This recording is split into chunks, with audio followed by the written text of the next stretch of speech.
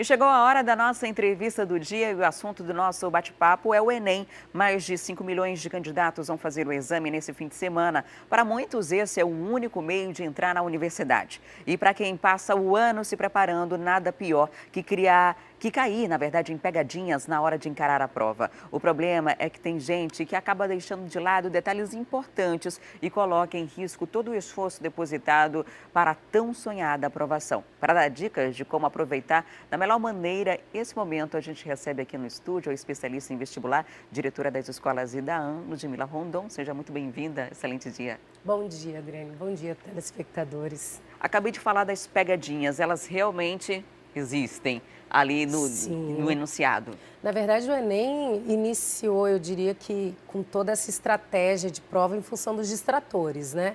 Então é importante o candidato saber que a cada questão, nos 5 itens, a ideia é que ele busque os distratores. O que são os distratores? É o que deixa a alternativa errada perante o comando da prova. Então é importante que ele leia o comando, identificar se está pedindo o que é correto ou o que é incorreto, que eu vejo vários candidatos se perderem nisso, e ler todas as alternativas. Uma das coisas que nós temos que entender é que o Enem ele é construído de uma maneira que eu possa ter mais de uma alternativa correta, ou seja, eu tenho a mais correta. E isso faz com que, às vezes, o candidato leia ali só até a alternativa C, ache que é aquela correta, marcou, foi para frente e, na verdade, eu tinha a D ou a E mais correta.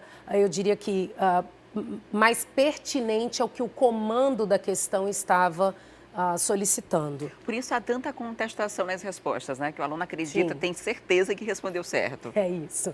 E aí uma das principais dicas para a realização do Enem é sempre iniciar a questão pelo comando. O que é o comando? A estrutura da questão é, geralmente, o texto que cria ali a contextualização, vem o comando, que é o que efetivamente a questão quer, e as alternativas. Antes de ler o texto, leia o comando, saiba o que a questão vai te perguntar. E aí você lê o texto e então, todas por as exemplo, alternativas. Tem por exemplo, um texto que é citado lá como referência. Começa primeiro pela pergunta e depois lê o texto que você já vai interpretando. Você já vai em cima do que vai te pedir ali na pergunta. Isso vai fazer uma diferença imensa. Isso é estratégia de prova. Muita gente diz que a resposta está no enunciado. Isso é verdade? Deixou de ser há alguns anos, Adriane. No início, o Enem era aquela coisa que você conseguia interpretar o enunciado e conseguir. Hoje, não. Hoje nós já temos um Enem, até em função da competitividade que as universidades têm. Você tem grandes instituições de ensino usando o Enem como porta de acesso. Então, se o aluno não souber o conteúdo, ele vai ter dificuldade com a prova. Na minha época, ainda bem que estava lá. Era mais fácil. Era mais fácil fazer a interpretação do enunciado. Agora, olha só, muita gente tem dificuldade em uma disciplina ou em outra. Na hora de estratégia de prova mesmo. Por exemplo, estou com uma dificuldade em fazer um cálculo. Eu insisto naquele cálculo ali para resolver a questão, ou passo para uma que eu tenho mais facilidade e depois volto para essa que é mais difícil. Qual é a estratégia? Primeiro, ter consciência que mesmo para os cursos de maior concorrência no Brasil, vamos citar aí a USP, ninguém vai conseguir fazer essa prova toda. A estratégia do Enem é já começar a eliminar o candidato pela quantidade de questões versus tempo que ele tem para cada questão. Então, tem que ir de boa sabendo que algumas questões vão ficar em branco, aí depois a gente pode conversar sobre a questão de chutar ou não, mas essa estratégia é ele ter consciência que algumas vão ficar em branco ou que ele não vai conseguir fazer com essa qualidade. E aí, eu acho que um dos maiores erros é você querer começar pela 1. Eu quero 1, 2, 3, não. No primeiro dia você tem linguagens e ciências humanas.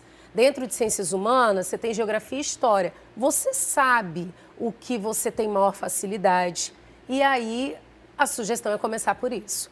A grande dificuldade é que, às vezes, em uma questão do Enem, você não consegue diferenciar muito. Às vezes, você vai precisar da geografia, você vai precisar da história, mas o aluno que é bom em humanas, ele tende a ter essa facilidade, começa por aí. Aí, depois, se for o caso, ele volta lá, depois que terminou essa, volta na prova de linguagens, para dar continuidade. Lembrando que no primeiro dia ele tem que tomar cuidado para encaixar a redação. Esse é um desafio, porque Começaria com a redação? Ou... Sempre. A principal dica é, leia o tema da redação. Se ele te trouxer segurança, se você consegue falar sobre ele, inicia e sempre acompanhando o tempo que o fiscal tem por obrigação de fornecer. Geralmente eles escrevem no quadro. Essa redação ela não pode passar de 1h15, 1h30, porque senão ela vai te prejudicar no restante da prova. Então, começa pela redação. Se você pegou um tema que você não tem domínio, aí vale a pena você fazer a prova de linguagens, porque geralmente dentro da prova de linguagens algumas questões acabam trazendo textos, algumas ideias que possam te despertar ideias para redação. Olha só, a gente preparou aqui algumas dicas, pesquisamos na internet em sites especializados, alguns dos assuntos que foram bastante discutidos ao longo do ano e que de repente pode estar ali, né? Fake news e seus impactos, memória e patrimônio cultural, isso aqui é muito relacionado ao incêndio que aconteceu lá no Rio de Janeiro. Aí tem DSTs entre jovens também, que é um assunto sempre pertinente, greve dos caminhoneiros, dependência das rodovias. A gente viveu a greve dos rodoviários que afetou todo o país, uma crise de abastecimento mesmo. Machismo, feminismo, conservadorismo, que são assuntos principalmente discutidos durante o período eleitoral. Pode ser que seja um desses temas aqui, pode ser que não seja nenhum desses temas. É importante estar atento a tudo que acontece, não necessariamente nos livros paradidáticos, nos assuntos de história, mas na atualidade, né? Acompanhar jornais. E sempre, assim, o Enem vai ter como característica temas sociais. Ele não vai trazer discussão política, enfim, até pela característica da prova. É importante, até em função da gente acabamos de sair de um processo eleitoral. Eu sugiro aos candidatos que não entrem nesse mérito dessa discussão eleitoral. O tema ele tende a ser social. Então, realmente, buscando a juventude, a terceira idade, a questão dos direitos humanos. E o tema vai buscar esse caminho. E aí é sempre importante que você tenha o que falar para se destacar, né? Então é importante o embasamento, você mostrar que entende desse tema ou que você tem um dado, uma reportagem, uma citação indireta, alguma coisa que te diferencie, porque senão a tua chance é cair no senso comum, que é o que todo mundo vai falar. Na reportagem, por exemplo, a gente utiliza muitos dados, né, números, e esses números enfatizam, dão credibilidade àquele texto, né? A gente, inclusive, preparou aqui uma sequência da organização de uma redação, o que ela precisa ter ou não, né? A introdução aqui com tema, tese, problema e 2 argumentos, passando depois para o desenvolvimento, aí, que é a continuação desses argumentos, exemplos com fontes confiáveis, aí entra aí as citações de reportagens, números, tem teorias, dados estatísticos que reforçam, dão embasamento ao que você está escrevendo ali, para que não seja apenas na base do achismo, né? Isso. E nem só de internet, né? Que aí vai cair na sua possibilidade de usar uma fake news. Tem que tomar cuidado com isso. É a questão de onde veio aquela informação, a fonte, de acordo com dados de isso ou aquilo outro, né? É né? importante usar ONU, IBGE, esses dados que os alunos que estão se preparando costumam ter nos próprios livros didáticos ou nas apostilas que eles costumam usar para estudo, né? Aí tem a conclusão com retomada de problema e proposta de intervenção. Que é muita gente se confunde na hora de escrever e faz uma espécie de artigo em vez de redação. O Enem, ele exige que você se posicione e apresente uma solução para isso. Qual é o problema, né? Delimita esse problema e propõe a solução. E uma dica que eu dou nesse aspecto é assim, cuidado para nunca... É muito comum todo mundo jogar a responsabilidade no governo. Então, a solução é que o governo faça tal coisa, que o governo faça tal coisa. Vamos lembrar que nós temos responsabilidades e que nós podemos atuar em grande parte desses temas, como sociedade civil, como ONGs, terceiro setor. Então, assim, começa a diversificar a tua proposta de solução desse problema. Isso vai agregar muito valor para a sua redação. Esse ano o Enem vai ser realizado em 2 domingos, né? Qual o peso dessa redação para toda aquela prova gigantesca? Como que se divide isso? A redação hoje, no Brasil, para todas as universidades que aderiram ao SISU, ela tem grande importância na pontuação. Então, boa parte delas vai acabar dando peso 2 para a redação E isso faz com que seja... É muito comum um aluno chegar para mim e falar assim, mas professora, eu vou fazer curso de exatas, eu sou de engenharia, eu não gosto de escrever, mas para o Enem, a redação dele vai valer tanto quanto um curso de humanas, um curso de biológicas. Então, a redação precisa ser muito bem cuidada para que valorize a tua pontuação para aprovação.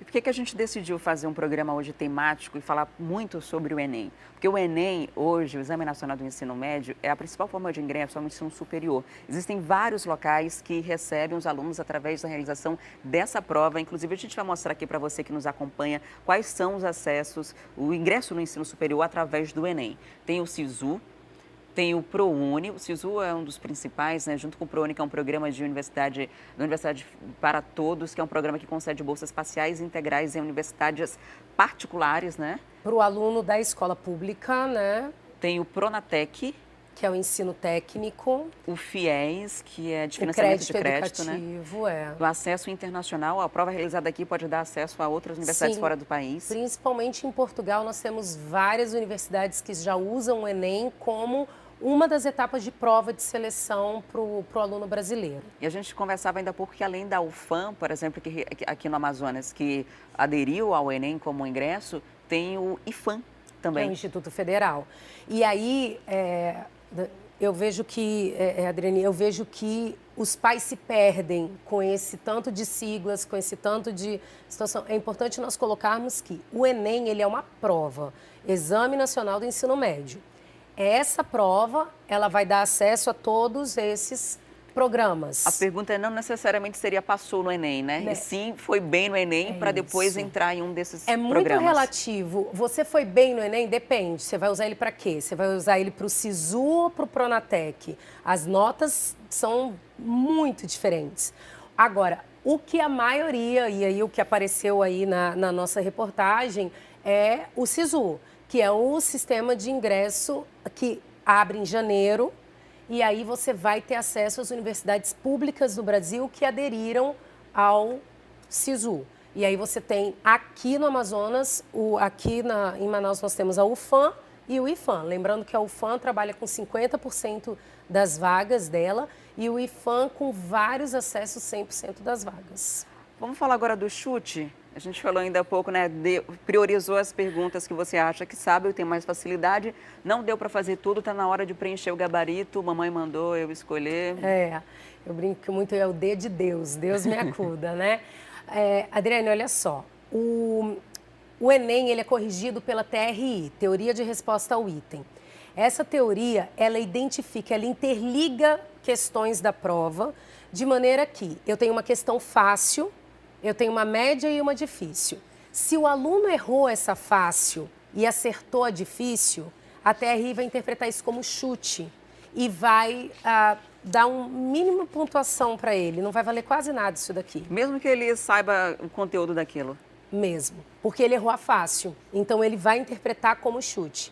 Então, primeira coisa que o candidato tem que ter ciência é que ele precisa resolver as questões fáceis. E quando eu digo fáceis, são fáceis. Às vezes, os meninos se pegam dizendo, mas é só isso que está me perguntando? Sim, é só isso que está te perguntando, faz e segue. As demais, o que ele fizer vai ser lucro. Então, agora, mesmo assim, o fator tempo vai fazer com que ele não consiga a probabilidade dele chegar nessa prova toda. A minha recomendação é chutar, sim, mas não um chute cego. Aquele chute cego que você sequer conseguiu ler a questão, porque aí a probabilidade do teu erro é enorme. Se você consegue minimamente ler a questão, mesmo que seja aquela leitura dinâmica, dos 5 itens você vai ver ali o que é absurdo. Se dos 5 eu elimino 2, eu já estou aqui com uma possibilidade bem maior de acerto. E aí vale o chute, sim. Nada de mamãe mandou, então, né? Muito obrigada, Ludmila, pelas explicações, por trazer essas dicas para as pessoas que estão já se preparando e nesse domingo já fazem o primeiro dia de prova. Olha, muito obrigada. Uma atenção especial, lembrando que esse ano nós temos os 30 minutos a mais no segundo domingo, né? Esse domingo agora nós teremos 5 horas e meia de prova. No domingo que vem são 5 horas. E assim, tenho certeza que o Ministério da Educação não está dando 30 minutos a mais. A gente precisa, isso já foi dito pelo INEP, que a cobrança com linguagens e matemática serão mais fervorosas aí. Temos que nos dedicar, até porque um vestibular bem trabalhado favorece a todo mundo. Boa sorte, boa prova para todos os candidatos. Recebi a Ludmila Rondon, que é especialista em vestibular e diretora das escolas IDAM.